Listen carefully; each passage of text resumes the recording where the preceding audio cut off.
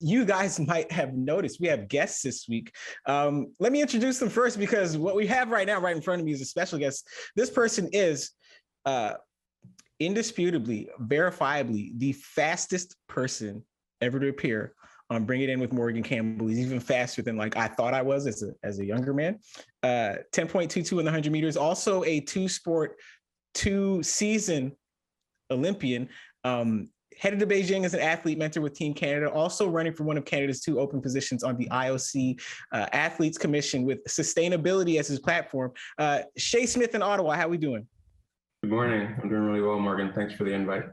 Okay, perfect. And also joining us from Port Elgin, senior editor at Tree Hugger magazine, who's going to talk to us a little bit more about the Olympics and sustainability. Katherine Martenko, how we doing? Hi, Morgan. Thanks for having me. Okay, well, I think a lot of our viewers are wondering, well, why do we have these two guests? In addition to the fact that it's the winter official Bring It In with Morgan Campbell Winter Olympic preview, but recently, Katherine, you wrote this fascinating feature on why the Winter Olympics are taking place in a location that does not have real snow.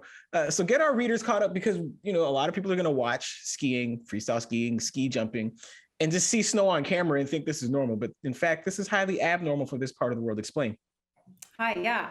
Well, I wrote that piece because I was reading that Beijing is one of the few places that is going to be relying on 100% fake snow for all of its alpine events.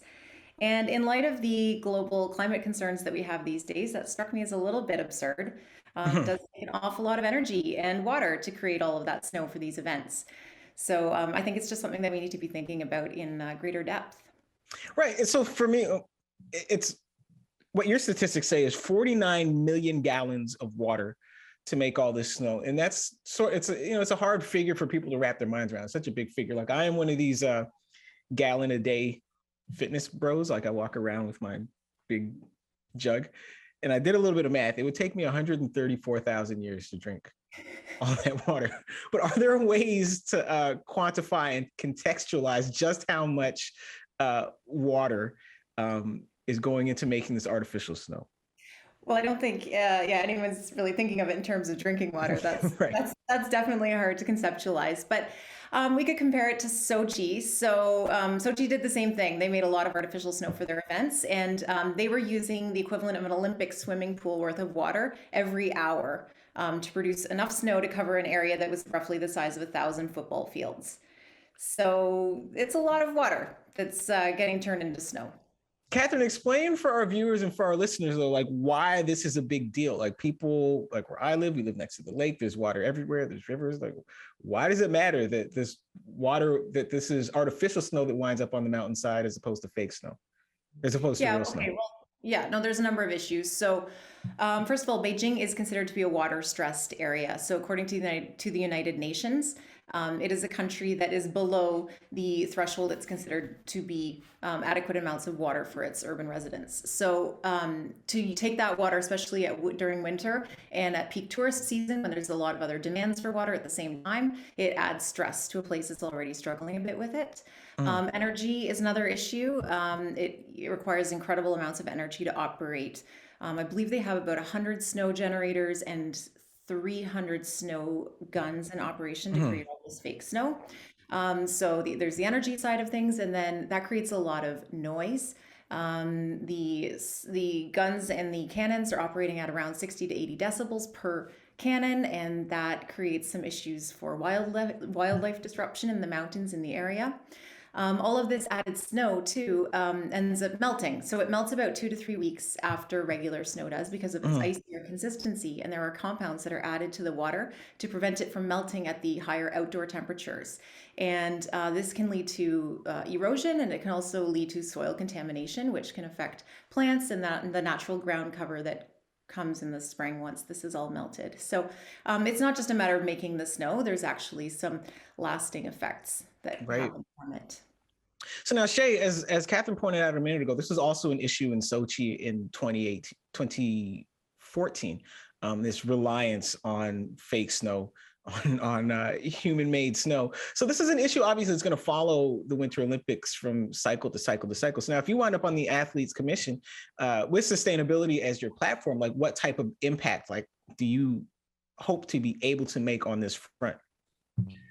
Yeah, I think there was actually some studies that came out, one from Waterloo, that said in a couple decades or so, there's only going to be one city of the last, I think, 10 cities that hosted the Winter Games that can host a Winter Games under changing climate. So what Katherine has described could be the norm unless, we as humanity sort of get our act together. So for me, my aim when we get in there is just to help sort of be more tactical in terms of what the IOCs and the UN Sports for Climate Action Framework, what their long-term goals are pointing to. Because if you go on the website, they say, we're going to make templates for International Sports Federation. We're going to be climate positive by 2030.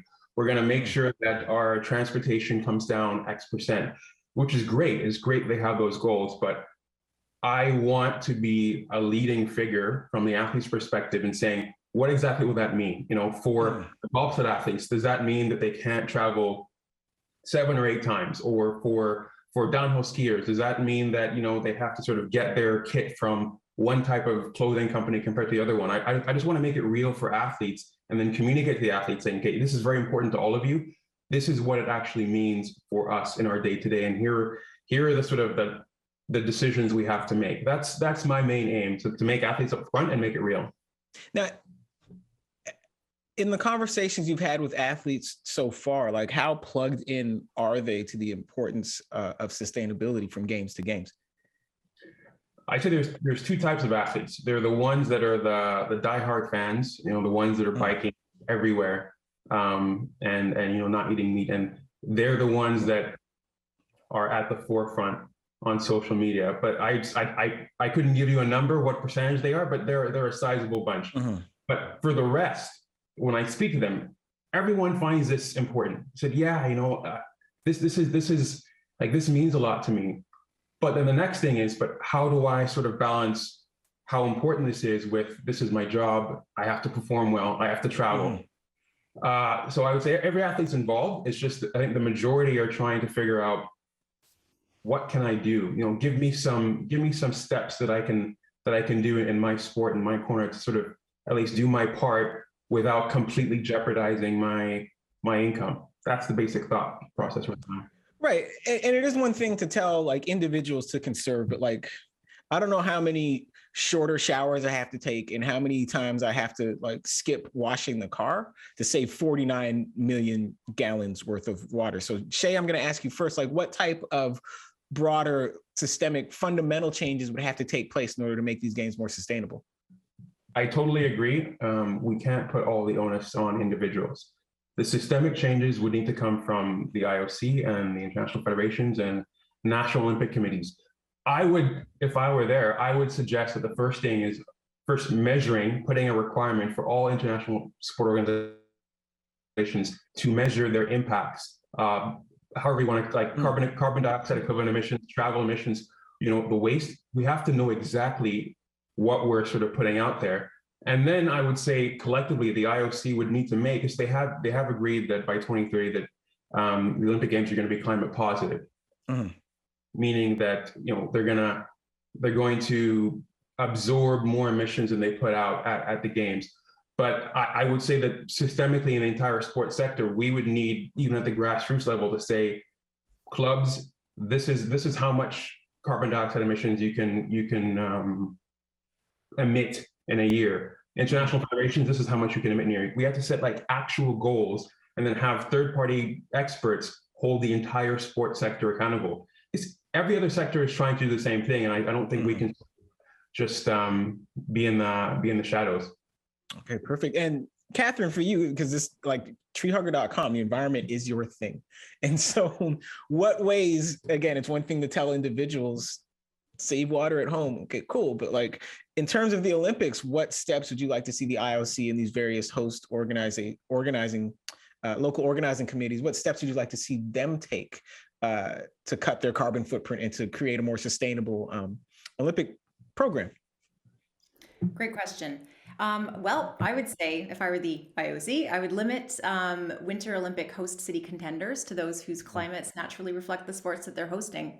I think that that's what the athletes deserve because those are going to be the optimal conditions. If you're hosting the Olympics in cities that get lots of natural snowfall and cold temperatures that are going to maintain those conditions predictably and reliably for the Olympics, the Winter Olympics every single winter. So I think that the IOC also has to make it easier and a bit more appealing for some of those cities to want to host. I think that that's a bit of an issue. It's so expensive. It's so much work. And you have a lot of cities dropping out of the running for these games. The only other city that was in the running against Beijing was Almaty, Kazakhstan, and it does get a lot of snow, but for political reasons, obviously, it's probably good that it's not hosting this year. But that's something that the IOC should consider.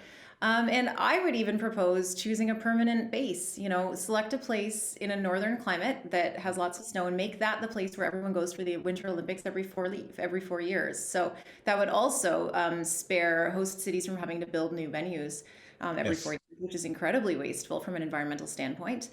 So a place like Lillehammer or Whistler or, I don't know, another city with lots and lots of snow, I think could potentially become a permanent base. Like Port Elgin. Lots of snow. No, and while we have you here, because you know about snow because you live in Port Elgin, comes down sideways, as you told me.